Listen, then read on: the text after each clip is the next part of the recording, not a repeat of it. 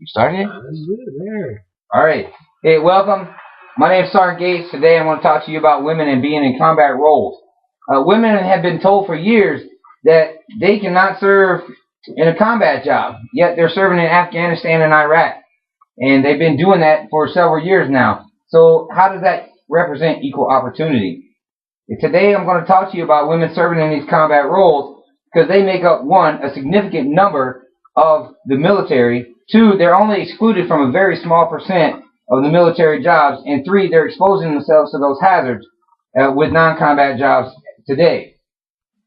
Most of the information that we're going to talk about today came from military.com and Reuters.com, so we're going to move forward. All right.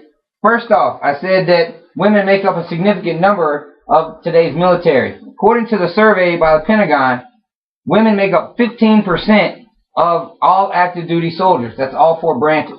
Right? Women also make up 18% of the reserve forces.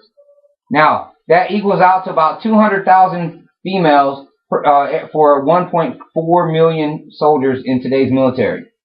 All right? So if there are already that many, why can't we use them in combat roles? Second, we're going to talk about them not being in those specific jobs. Okay? In 1994, the military came out with a combat exclusion policy. All right, what that did was it barred women from engaging enemy forces on the ground with weapons. All right. Well, what that does is that keeps women out of approximately 9% of Army jobs, 8% of Marine jobs, 6% of the Navy, and only 1% of the Air Force. Now, with today's Army, women are already serving in the combat roles in Canada and other countries like Israel. Why can't we follow suit with them? It's only that small percentage of jobs, 9% being the most, that they're not in. You know, thirdly, women are already exposing themselves to the same hazards with those non-combat MOSs. The first one being MPs, our military police. Well, they are always going out on convoy support. And those same women that are on those trucks are exposing themselves to those same hazards while constantly engaging in firefights.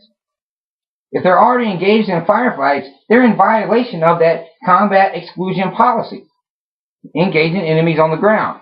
They can be in those combat roles.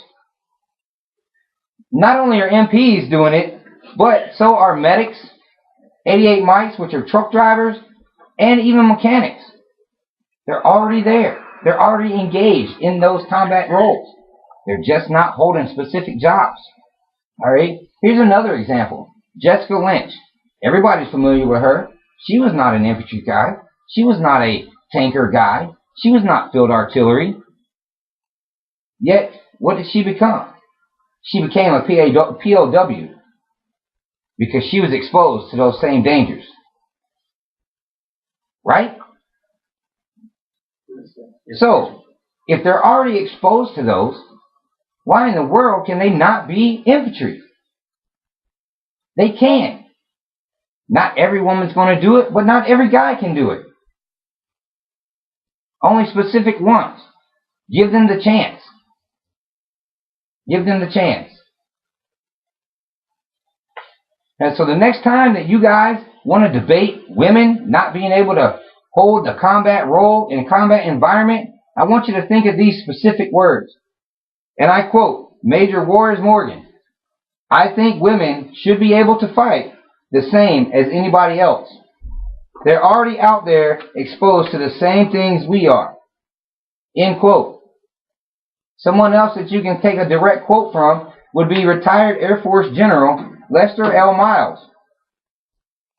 I quote, what they want is an equal opportunity to serve where their skills allow. End quote. That concludes my persuasive speech.